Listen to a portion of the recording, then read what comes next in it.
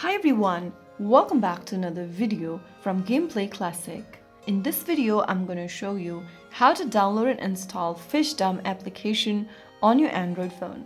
To download and install Fishdom on Android is super easy, so make sure to follow along. First of all, make sure that your device is connected to a stable internet and then launch open Google Play Store.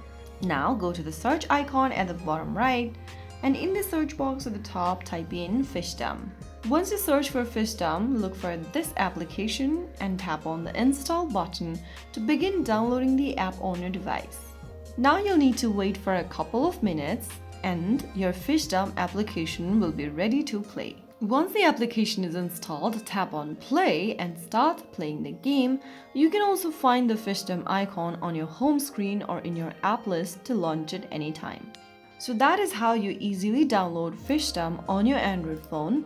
I hope the video was helpful to you.